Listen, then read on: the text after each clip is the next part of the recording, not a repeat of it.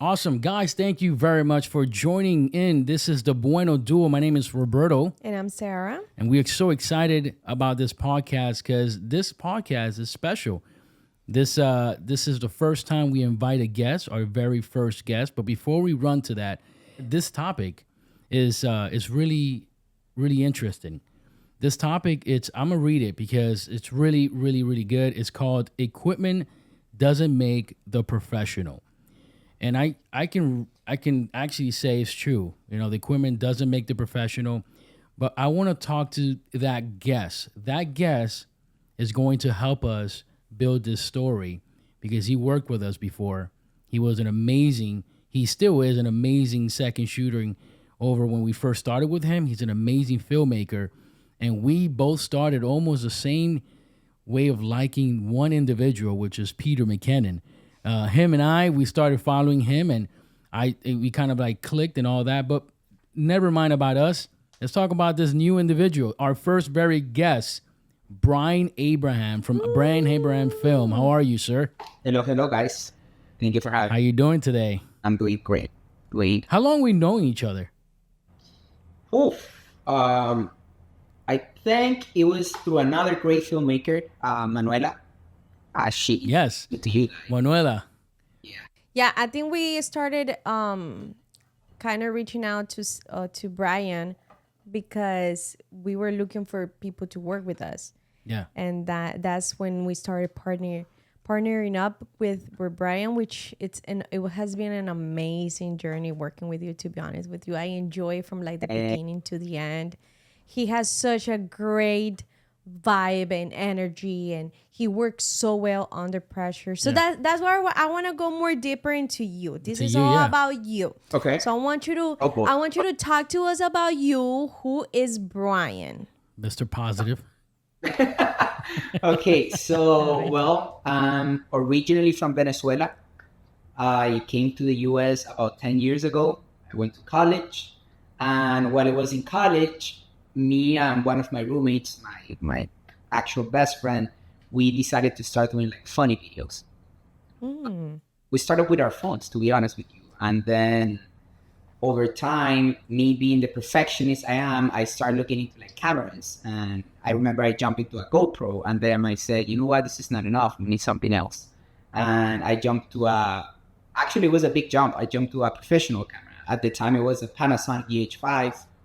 And it was a big jump because I did so much research about it. And at the time, I was watching a lot either Peter McKinnon or Casey Neistat. And I remember Casey had these cameras, so that's how I got like into like professional setups and stuff like that. And yeah, long story short, I moved to Miami, and during the process. So where were you? I was in Chicago. I was before in Chicago. Chicago. So you went to school for what then? Business. I was. Those funny videos that still sexed or no? Of course, yeah. They're actually on my YouTube channel. Yeah. That's awesome. Yeah. And me and my roommate, we created like a new brand. It was called Just Whatever Bro. So we just travel around the US near Chicago, like St. Louis or New York City, and we would do vlogs of ourselves just trying stuff. I remember we had like a little segment. It was called it was going like places where they play live music. So in most cases it was jazz. So we would go to a like random place and they record ourselves in that place and talk about it. Sort of like a review of the place. And it was pretty cool, honestly. We had a great time. And we didn't have a lot of money, so we just wing it. You just did it for fun, like something that actually you enjoyed. So then you came back to Miami. You came to Miami. How do you ended up in Miami? Yes. So first I went actually to Naples, about 2 hours from here. And I honestly, at the time, the way I wanted to do filmmaking was to do vlogs. At the time, then Casey Neistat was booming. Peter McKinnon was booming with their vlogs. So that's how I saw myself in the film industry, doing YouTube or something like that. And I tried it. I remember I was doing a video per week. The amount of work that I had to put into those videos was just, I would finish a video and post it, and I was already concerned and stressed about what I was going to do for the next week. Yeah. So Yeah, I guess over time, I came to Miami, and I had to work. I had to make money. So, but I didn't want to stop doing film. So I kept trying things. I went to like these websites where they have like freelancing jobs. And little by little, I started getting like these people reaching out to me. I remember my very first job. It was a wedding. And this guy tells me, I need a filmmaker for like 6 hours or 8 hours, something like that. And he says, I'm going to pay you $125. And it was For the whole day. so happy. Like, you don't understand. Wow. Plus, I can't believe someone is going to pay me to film. I couldn't believe it. I was so happy. And the wedding was, honestly, it was a nightmare, the wedding. Not because of him. Oh, no. It was a particular wedding. The ceremony was like 3 hours long. It was super dark. It was crazy. But I mean, he was happy with the footage. Yeah. And I was super happy of, being paid for it. So he paid you $125 for the whole day? Yeah. Yeah. The entire For the 6 whole hours. 6 hours, right? I think it was 6 hours, to be honest. Yeah, Yeah. something like that. Yeah. Yeah, I think our first wedding was like 300 Dude, it for was, 8 hours. it was so stressful. We all start from there. Yeah, because Oh, we yeah, had cheers. Oh, yeah, yeah, cheers. Coffee. Cafecito, You had a cafecito. coffee. Yeah. Siempre, siempre. I gotta open this because I don't know. It just burned my lips. Ay, señor. So Okay, so hold on. So that first wedding, the $300. I remember we had one battery, like around 3 batteries God. for like an entire day. So And he actually ran out of battery, I remember, and he started taking pictures of me. I had to fake it. He was just faking it. God, I hope And this he was video- not even recording. The camera was completely off, and he was just faking it And until we made it. was only hired for photography, and then I was like, "What I would like to do a quick video. Maybe we can sell that." And then I was doing video, like little video while she was taking photos. Bro, it was our first gig, and it was our first wedding, and it was stressful, man. We were there for the entire day. Yeah, I think based on our experiences and how we started, that's how we're gonna be talking about this whole topic of the whole equipment situation. No. Even though it doesn't really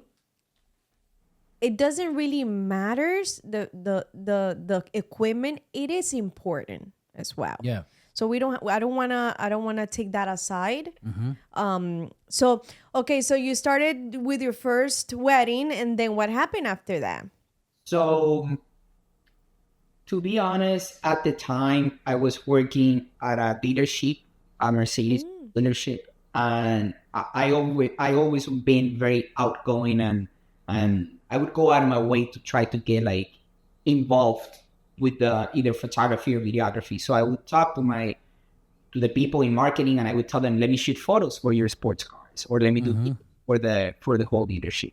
And they would say, "Of course, let's do it." I mean, I was not charging anything. They saw I was, very open to it. So I started doing that. I remember they had like a little club. It was called AMG South Flow or something like that. It was just for sports car owners in the region. So I would shoot all the cars they had, and I would manage their social media.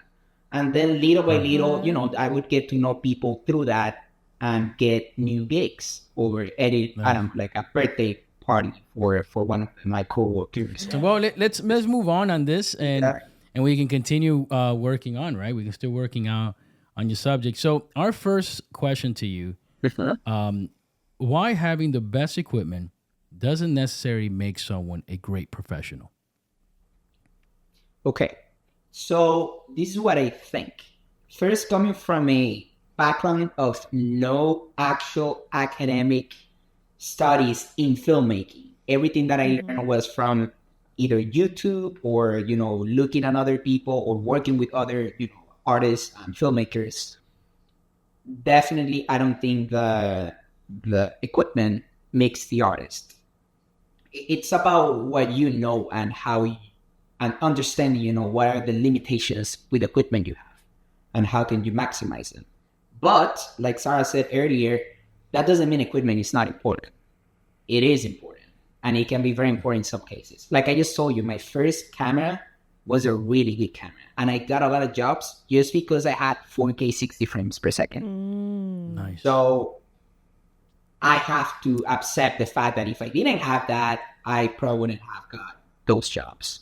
Yes, it depends how you as a person are approaching your skill Yeah. and your style. I I mean, mean, in my case, you know, when I started with the T2I, and I got my first gig over at the Icon Breako, I was so excited because of that gig. I was like, oh, I got this gig. I got this this new, you know, opportunity to show my work. And I didn't have the best of the best. Mine was a T2I with the lens that comes with it. That you had to put the ISO like in It was like 32. it's like a 32,000. 4.5, 5.6, something like that. And I remember I went to this photography store and I got this flash, and I still have it. And I was going crazy with that. And to be completely transparent, it was a great experience for me. I learned so much, and I had little to nothing. I only have one battery. I try to reserve as much battery as I can, and it lasts me for the whole entire, you know, session, which it was a corporate party, and they were expecting so much. And bro, it was like they only paid me $200, and I got that like in 3 months. Like they never pay me the same day. So I was still looking forward to the experience, and the T2I did the job. I mean, I needed work, but if I can show you those photos, I was like, yeah, that was my first photo photography ever. Like, here you go. But you know, I was shooting before, like family moments and all that. But I mean, what is your experience on your Panasonic, going from your non-Panasonic to your Panasonic? I mean, what made you transition there? Like, I know that you had something, but you wanted more. yeah. How did that happen? So before the Panasonic, I had a GoPro, and it was, I think, a Hero 6. The biggest difference, obviously, was to learn the whole functioning of the camera. What's shutter speed? What's aperture? What's ISO? And after I learned and understood that, my thing was, okay, what are the limitations with this camera, right? I mean, you get a 4K camera at the time. This was like, I don't know, 2016, 2017. You would see the difference. You would see how sharp the image is. And you would be like, wow, it looks incredible. But then you start thinking about things like, okay, it's dark and I see a lot of grain and my ISO is too high. What is the proper ISO? Or things like that, right? So, and that's exactly what I was thinking while you guys were talking about your experiences. I feel if you understand, again, the limitations of whatever piece of equipment you have, you can get away in any situation. Yeah, Because like perfect lighting and all that. look, like you guys know, I use my Leica for photos a lot. And if you see my raw photos, they're extremely underexposed. And it's because I at the limitations of that camera. That camera, in my opinion, it's great to recover shadows, but it's the worst to recover highlights. So I always underexpose so I can preserve the highlights, and then I just boost the shadows. So And you give It works out. It also works out. gives a little more like cinematic Yeah. exactly, sense of it. exactly. Exactly. And I was going to tell you, Sarah, like there is this whole wave in the photography industry of people jumping back to film, like use film cameras. Because tell me if you didn't notice when people were posting like all these pictures and adding grain to that. That Yeah, you know, purposely. camera, which is crazy, Purposely. right? Because you always look for that super sharp image, you know, high resolution. And now you're seeing people adding grain to the image because of that film, like Oh, blur. exactly. And I wanted to ask something that you had said earlier about the practice. So practice made you decide going from one camera to another because you started knowing, and you started by practicing, you get more knowledge. Yep. And by getting more knowledge, you get confidence. Yep. You know, and that's something that I feel that in this industry is really important. Yeah. And the confidence and the security is gained by knowledge. Yes. So yes, okay, we all did not went to school for this, but we actually made the effort. And I remember going all nights, just going to YouTube, looking at other people's. There's a lot of master classes. There's a lot of people doing those kind of stuff. Yeah. It is really important to find yourself into places, even if mentoring. I love mentoring. Yeah. That's something I love to do because I am able to also solidify my knowledge by giving it to other people. Yes. And at the end of the day, we cannot be selfish, at least in this kind of Industry. Yeah. And it's really important when you said about this whole, when you know the ISO, the shutter speed, the frame per second, when you know all those things, yeah, it's already auto on you. Yeah, and that goes to say, you know, what she was saying about the ISO and all that, and just to go into that subject, you know, share personal experience where skills and creativity made a bigger difference than the gear. And exactly what she was saying, the ISO, you know, how do you put your cameras, you know, what you should do, like, Yeah. do you use root of third, all that, you know. Back in the days when I started photography, I didn't know anything about root of third. The ISO needs to be at this level. This is the minimum. This is the maximum. If you want sharper images, you go here on your f-stop, you know, or your aperture, or whatever the case is. This is exactly what when you have 4 to 5 people, your aperture needs to be at 4 point something. I didn't know all that until little by little I started incorporating that. If I knew that before, I would never buy all this equipment. Because I was that guy that I should buy everything to get my quality Oh my God. high end. Like, you should see all my stuff. I'm like, bro, if I get this, it's going to be better. If I get that, it's going to be better. But knowing I can get You're preaching to yourself. I'm saying, you know, I'm telling you. But I'm telling you, if I get the T2i right now and I charge it up, and I'll take the same similar photo. The only thing that makes a difference on the camera is the different lens. That's it. You have a good lens, you're perfectly fine. Everything else will fall into place. Yep. Like, if you have the kit lens, that's perfectly fine. But if you have great lightings with that kit lens, you're fine too. Yep. Everything that you have, I mean, everything from the camera is good. It's how you're going to use it. So going back, share personal experience where skills and creativity made a bigger difference than the gear. Is that a question or? That is a question. Ah, Share a personal experience. I was lost. Share He personal. said it with so much enthusiasm. He was like, Yeah, share personal experience where skills and creativity made a bigger difference than the gear. That's a great question. I guess that I have a particular experience that I had recently, which is kind of crazy because I feel I'm more experienced nowadays, but I definitely get hired more now for my eye than for my camera. So That's right. people would tell me, I need you to come and see this and tell me what you think we should do or change or how to improve it. So it's more like a directing kind of thing, or maybe a consultation kind of thing from a I don't know, composition standpoint or lighting standpoint and things like that. I have assisted a lot of artists, and I think that helped me a lot to understand different styles, different ways of shooting something. And when I come to a set or work for someone or with someone, that helps me to, give, in my experience, good advice, based on what people tell me. So I think it's honestly what you guys said is practice, right? Is making those mistakes over time and realizing that, I should have done this or I should have done that.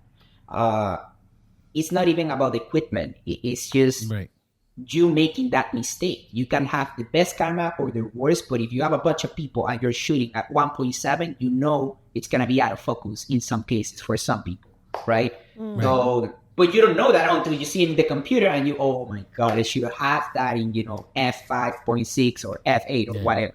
right?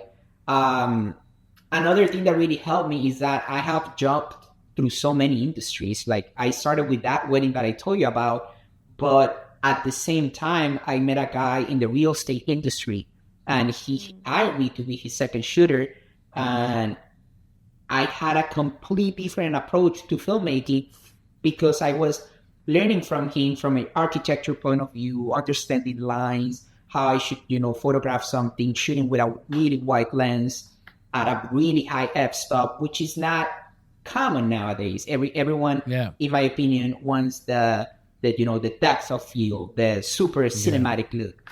And I find myself a lot of times shooting at f8 because I want to have a complete super sharp image, which you don't see a lot of times. I feel that really helped me over time, like develop those skills. And every time I have a new project or I'm helping someone, I can tell why don't you try this? Why don't you try that? But and it's like a switch. Yeah. And it's like a switch as well, because even though it is just taking a camera and shooting, every industry is different, and it requires different settings. It requires different. So, for instance, I am a photographer, but there's photographers for everything: for newborn, maternity, weddings, food, quinces, food product. Yeah, I can't be saying that I'm a photographer. I can do it all. Yeah, it was a guy that came to me and be like, "Hey, I own this restaurant." I'm like, "Oh, perfect. Do you do food photography?"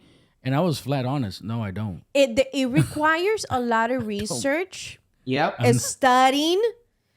It is a constant knowledge that requires for everything that we do. And that's, I think, what's something that also keep us more eager and more passionate about what we want in this industry. Yo, give me an example of a successful project done with minimum equipment. Like, do you ever? He shot a sunset picture yesterday. He posted it with the iPhone, mi amor. Oh, you got the new iPhone 16? That's I'm actually what you're seeing recording the iPhone. Yeah. Oh, so the minimum. There you go. The minimum recording.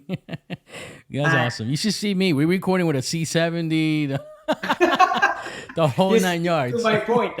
Yesterday he wanted to do a Zoom call with a client in this setup. I was like, no. No. Why not? I can't imagine. Go ahead, what you turning were the saying? C70, setting up the light. Nah. He was here ready to the Zoom call. I'm like, no, wait. We're not doing the Zoom call there. Are we gonna start? I told her, we're gonna start. So what are you doing? I'm ready. Are you ready? No. Not there. Not there. I'm like, okay, well, damn. So tell us about the experience that you said that it was successful with minimum. To be honest, my favorite project, because I honestly didn't know too much about cinematography or videography, is the very first project that I shot. I shot it with a GoPro, and it was basically, I was in the golf team in college. So we would go to different states and places to play tournaments, and I did a whole video of our season of us sometimes practicing, or maybe sometimes, playing an actual tournament or traveling or unpacking things. And I had just a GoPro, and at the time, I don't know if you remember, GoPro had a drone. The only drone they ever had, it was called Karma drone. And What's it called again? Karma drone. Karma drone. Oh, yeah, so you would stick the GoPro in the front with a stabilizer, and then you could fly and whatever. And shooting golf courses is very simple because it's wide open, but it would look super nice. And I think that I just enjoyed it so much, and I didn't know anything at all. I would just go out and film to make it happen. Yeah, I mean, over time I learned, about like temperature and things like that, or even I didn't have NDs, so I couldn't like lower the shutter speed. I would have to shoot whatever I had. What is your experience? I mean, with the most minimum, we've been working together, but what are your thoughts on that? I think it actually started when we got the company, and I think my first camera, which is still my camera right now, is the 5D. Yeah. Then I feel like I was a little limited with the 5D. Right. And then when I got the R5, my life was made. I was like, now I'm thinking about another R5. But see, No. I'm different. No. No more. I will tie myself with the less equipment that we have, and I will make it happen. Yeah. I mean, I will make it happen. to be fair, I feel for photography is a little bit different though. Obviously, it Yeah. depends the type of photography you do. But Yes, I and it feel goes with the video camera. has bigger leaps every time something new comes than photography. Yeah. True. So True. I'm not saying get the new cinema camera, Roberto, but But I'm looking at it. That C400 looking nice. Yeah. C400 looking nice, and the C7. If you want your C80. friends to be divorced, keep Yeah. it going. right? Hey, this is the Bueno duos. We don't want the Bueno single. The single Bueno. No, but highlight some keys. Some like key skills that you can share to the people. Something that you can use in the field. Yeah. If you have a minimal camera, like for example a T2i or just the first Canon that came out with a 720p. But what can you share to the people out there? What is your skills? I to make that kind of happen? sound like your old, professor in college, but I think you need to learn lighting and understanding, obviously, depending on what you're doing, right? Either photography or videography, but for videography, understand your 90-degree rule, your shutter speed.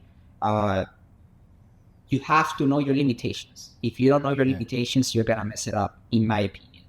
If you know your camera is not good at low light, you'll work around that, right? You'll find a bigger source of light, or you move the subject to a different setup. But if you don't know that, you think you're gonna crank up that ISO and everything's gonna be fine, and then when you see the computer, boom, it's grainy, 100% which a lot of people no like. subject. Yeah. So It's a new thing.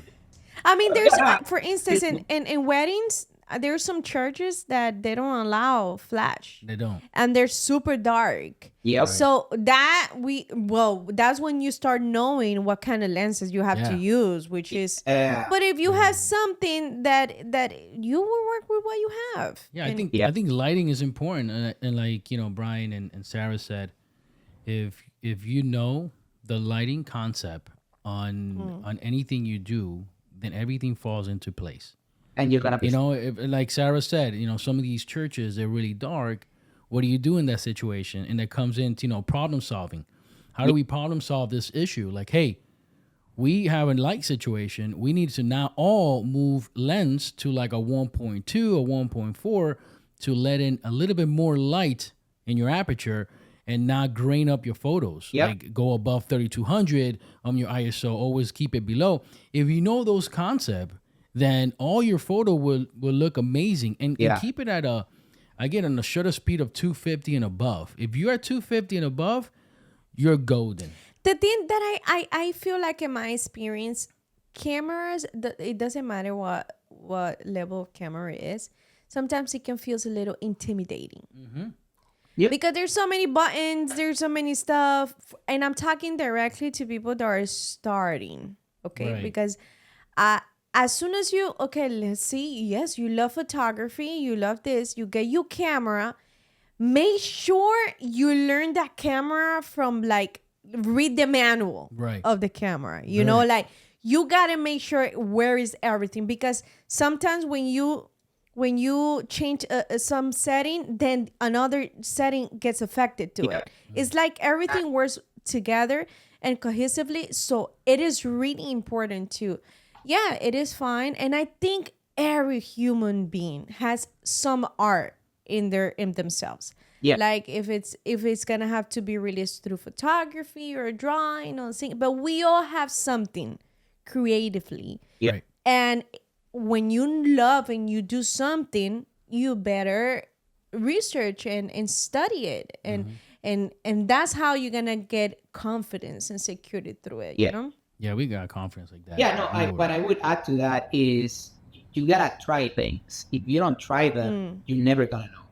Right? I remember when I started, I would try to replicate many of the things that Peter did. You know, like he was they're like 120, you know, slow motion little clips, and I would try to do that. Or I remember another guy, he would do like these transitions, camera transitions, and I would try to replicate that.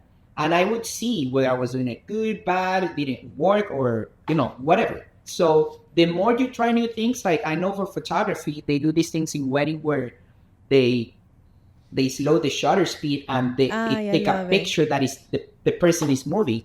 And I remember one time I was at a 15 años, and the photographer, he's an old timer. He's like, I can't believe people are requesting this.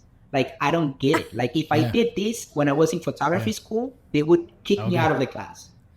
Oh, yeah. And this is the simplest and easiest thing to do for him, right? I was like, I don't know how to do it, but it was so funny. So funny. Like, you can't get that. You can't get that wrong. Like, you cannot get that wrong. You could. You could. You could, because it is really important for the focus to be on the people, and then when you do this, the light goes around. Right. So, but the people remains the same. I guess it's on art. I'll let you know how it is. I love doing that for parties. That's for your next tutorial. Yeah. I love doing that for parties because it also gives a little like momentum, you know. It's just not about people just smiling. It's just about dancing, the lights, and with the whole hora loca. Yeah, every time I go to like a shoot, they request that, like for like an engagement shoot and all that. Okay. I tell them ahead of time, hey, He's good at that. Yeah, I'm gonna start. So I take him to do all those I said bad it. shots, I kind of and I get the them. grandma ones. I'll be like, listen, I'll be focused on the creative shot, the grainy, out of focus, just things like that. She's gonna be creating the professional one, the one that's really clear, sharp, and all that. I got and they were one okay. client, They were good with that. I remember one client. You know, I always get clients, and I tell them, send me your inspirations. You know, like. And there's this client that sent me a photo that we actually were in that wedding, and they're kissing. The couple are kissing. Okay. But what's focused is the background, not them. Oh, okay. The picture I took. Okay. And they love that. They love that photo. And I'm like, okay. or when they're running, and they see that, and they see like they're running, but everything else is blurry. Yeah. Yeah. When it's like super zoom in, and all they see is like a nose. They love that. But I'm kind of understanding now the concept of people wanting to have more motion to a picture instead of having a still picture. And I also feel like those kind of pictures give the couple como que, like a little bit more fun. Personality. I give them a little bit more vibe, and I'm understanding, and it is a trending, and it's going around. So no, and at the end of the day, you're telling a story, right? Yeah. Correct. Right? Now, their story with whatever you're photographing. Okay, my dog is... Cosito. There you go. Hold on, sorry guys. Just kidding. Put him on. I want to see him. You guys, the most cutest dog in film industry. And you know what? Into like getting there you go. Ay, cool. His name is Rocky. So I like the other one. The other one's better. I know. I like him too. But I like Bubba. What is it? Bobber. Bobber. Yeah. Bobber. He's sleeping. It's like Robert. It's like Robert, but Bobber. Oh, there he is. There he is. Bobber. Come here. Look. So there you go. Look at him. How old are they? So Bobber is 3 and Rocky is 2. 6. Oh, they're Hey, babies. Bobber. Ay, cosito. You know what? I'm gonna be honest with you, bro. You know they say the saying that the dogs look like the owner. Yeah, he doesn't. Just because you have their face right together. You got the hair and everything just like him, you know. I don't know about Rocky though. Rocky doesn't look nothing like you. No. Salió a la mamá. Salió la mamá. Who's the mamá? I don't know. So, hey, I'm gonna ask you something. Yeah. Now we talk about equipment and all that, and the importance of learning, how to take photos and all these stuff. What do you say? Should we continue learning about how to photography, how to do all that, or keep on upgrading equipments to get better? I think it's a combination of both, right? I It goes hand by feel, hand.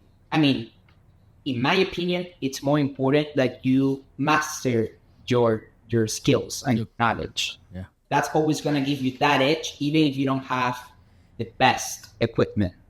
But that doesn't mean you shouldn't upgrade yourself or try to keep up with whatever it's happening as far as technology. I think I've met people who they try to make it seem that you don't need to upgrade. You don't need to, to get the newest or latest or go to 4K, for instance. You need to stay. You can do it with this. People are not going to notice. I feel that's a very limited way of seeing the industry. We have these tools nowadays. Even it's like me telling Sarah, do not use AI.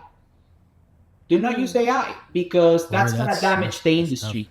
Man, you know how much time she's in using AI for a wedding where you have 1,000 photos?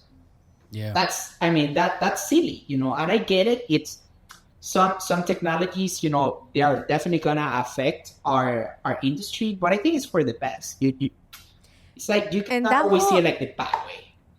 Right? That whole AI, that's something that we definitely need to look forward to. Invest time to it because it's a game changer. In all areas, not even in our industry. It's like it's taking over. So it's either we run with them or they run us away. Yeah. Either you join, how is it? You join them? How is it called?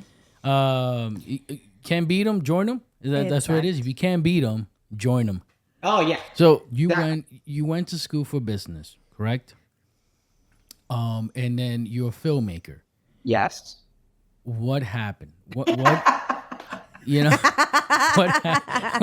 what happened? What got you into filmmaking and not pursued your business career? Wow. I mean, it's a long story, man. But for the next podcast. All right, guys. Thank you very much. So, like I told you, I started making these videos with my friend, right? These funny videos. Then we jumped to vlogs, and then I wanted to be a YouTuber. That everything happened in my senior year. So I was basically graduating. And I always been very stubborn. Like when I get something in my head, I just want to make it happen some way, somehow. So when I graduated, I remember me and my parents, we had a dinner and I told them, thank you for everything, for supporting me, but I'm actually not going to do business. I'm going to do filmmaking. Oh my God. Oh my God, you don't understand. My dad, he was God. My dad, he couldn't comprehend what was going on. And I told him I have a plan. This is what I'm going to do. And I remember I didn't even say anything about freelancing or anything like that. I said, I'm going to do YouTube. And oh my God. It was like, what are you doing? 4 years of school for this? We had a plan, blah, blah, blah. But whatever. The point is, I stuck to it, right? I said I was going to do it. I invested a lot of time, money, effort. And little by little, it happened, man. Over time. Nice. I feel if you are very driven and passionate about something, and you don't just give up the first time you have a mistake. A wall that is not letting you, advance and progress. I think you can make anything happen, in my opinion. I did 3 years of deliveries so I could have the time to take on projects. I didn't want to be stuck in an office where every time I had a new job, I had to ask for days or things like that. And it was not easy. It was hard, but I knew what I wanted to do. I was so sure that I could make it happen. And it's been about 3 years since I made the official full-time jump, and it's been great. I mean, so what do your parents say? What do your parents say now? They're proud. I think my dad over time, it's funny because I gave him a lot of bad moments because of I didn't get the support that I was expecting. But over the years, I remember one time we were talking about it, and he said I had to do that because otherwise you wouldn't be able to see if you had it in you to push. Which I think That's a good advice, I think it's bro. crap, honestly. I just feel he didn't That's want me to do that. But he did push me, to be honest. It did push you, yeah. Like every time someone tells me, no, you cannot do that. I'm like, oh yeah? Watch me. I'm gonna do it. I'm gonna make it happen. Trust me. It's gonna happen. You got the drive. You got the drive. So, that's yeah. right. But that's something that we also want to motivate people as well, because I don't know, a lot of people doesn't have that driven they don't have that drive. mentality, They don't. or Yeah. They give up right away. And I felt into that trap when I was younger, which we discussed that in previous podcast. Yep. It Episode is 3. It is. It also takes it based on personalities. It takes a lot. It takes a lot when you start doing your own thing, and I applaud you on that, because it is not an easy position, and doing it by yourself. At least we both had each other. You did it by yourself. You're young, and you had that passion for it. Charisma and passion and drive. But I think that is something that is really important. If you're gonna want to do something, it is important to also know that yes, there's gonna be bad moments. Not everything is gonna be rainbows and butterflies. Yep. It's gonna be bad moments where you need to remember yourself and affirm yourself. Yes, I'm capable of it. Yes, I will go through it. This is just a path. We will go through it. And I think that's something that I want to motivate people on, at least in this kind of creative industry where you cannot give up. No. You cannot give. And I think that goes based on everything in life. Yeah. I mean, there's a lot of opportunity that I lost because of it. But I had a passion. I wanted to do this, and I love to do this. And as you can tell, I really want to get better every single day. Oh, yeah. And I know people say, oh, you're not going to do it, just like they told you or they told you. But that's not going to stop me. I'm going to keep on going. I'm going to keep on fighting. I'm going to keep on getting better. I'm going to keep on learning the concept. You know, a lot of people say, oh, you need to go to film school for what you do. That's not true. I mean, to my end, to my experience, you don't need to go to film. If you want to go to film school, go for it. Absolutely. But in my end, I didn't go for it because I built a passion. I built a love towards the work, towards the industry that I want to embrace. I want to sponge it all, and then kind of express what I've learned and just show you guys what I learned. Yeah. And in the wedding industry is the same thing. You know, believe me, I go out there and I see every wedding video to get inspiration. Like, oh, that's nice. Oh, that's nice. I But try that's not to that's copy, when it's important. But I want to make but sure that's that when I'm the it's same important concept. about this whole community stuff and having friends like Brian. Right. And I love having friends in this industry Yeah. because it's in a moment where you're not criticizing. Right. You are learning from each other. You know, everyone has a different concept. There's something that you have that will give value to me, and there's some stuff that I'll probably have that will give value to you. Yeah. And that's what we're here for. This is a community stuff. Yeah. This is, if there's stuff that I won't be able to do so and I can pass it on, hey, you know, that's beautiful about this whole community and creative world. And it's just a non-stop world. Like there's no limits to it. That's not. Yeah. What I like this. Yeah. No, I was going to say it's a constant balance of things, right? Of not only educating yourself or investing in yourself, in your gear, or even also putting yourself out there to meet people. Because I can know a lot. I can practice and shoot a lot of things. But the reality is, if you don't have a community where you can share and you can also learn from other people, I feel you're going to be very limited. Yes, there are exceptions, there are geniuses, but in most cases, when you watch other people do their thing, it not only teaches you, but it also solidifies a lot of things that you thought, I don't know if I should do this, right? And then you watch somebody else doing it so confidently that you are like, you know what? I'm gonna give it a try. Yeah. Right. And things, but it's that you have to have that balance, right? Of Because otherwise you cannot only be like, okay, let me see what these people is doing and copying other people constantly. You have to have your own like style and develop your own way of doing things and be confident that it's gonna work for you. Because if not, Yeah. you're always gonna be doubting yourself, right? And like not trusting you. So I have a last question for you. We keep saying last damn. question. Yeah. What is something that you love to do apart from video and photos? Talk to us a little bit about your hobbies and what Brian loves to do. It just normally. So I think one of the things that I enjoy the most is riding motorcycles. You guys only have bikes. It's just my way of relaxing and feeling free. I actually, one of my bikes is on the shop right now, and I'm dying. You're not free. You're not free. Oh man! I mean, I have the other one, but it's not the same, and it's killing me. Every Sunday, I'm like, by the window, like even if it's not raining, like, oh my god, when is she gonna be back? You should make that video. I know, right? Aside from that, I mean, obviously spending time with family, the people that I love, my friends like you guys, and drinking coffee. Yeah. Drinking coffee is a passion of mine. Cheers. A passion of Coffee. ours, actually. Yeah. But yeah.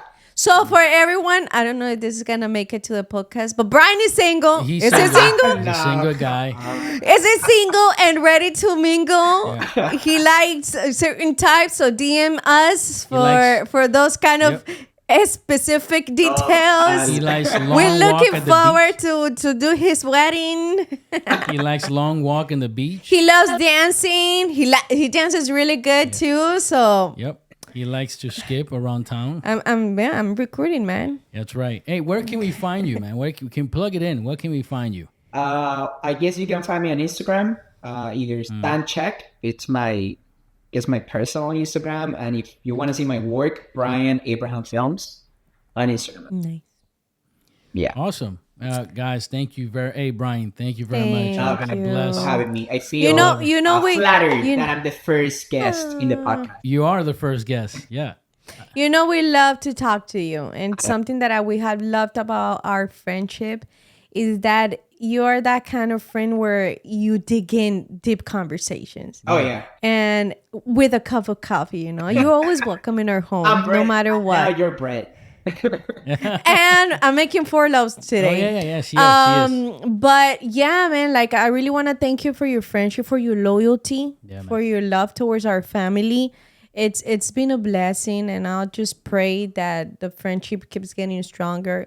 You're always gonna have us here. You're not alone. Yeah. We're always here for you, and I know we'll always count on you too. So want to thank you for that. Thank you, man. Don't cry. Don't cry. All right, so just close it up, guys. Thank you very mucho. You're welcome. You're welcome. It's been a great time spending with Brian. We learned so much of him and from him and what he does. And I like this episode. You like this episode? I really do like this episode. It was like kind of different, huh? Yeah, love it. I love it. Love it. I think we got a little bit nerdy, but I love it. Yeah. For real. We did. No. A lot of people are gonna be like, "What shutters? What are you talking about?" We were I talking about how saw- they met last episode. Yeah. For Exactly. real. So how we started. But if you want to, see more of these videos, interview, please, comment, hit out, I guess subscribe, and then go ahead and send Brian an update or kind of like follow him and subscribe on his channel. Well, we love you. Thank you. very Thank much. you Guys, for being with Thank you for having us. me. Love you guys. And Bye. I Thank love you too. Bye bye.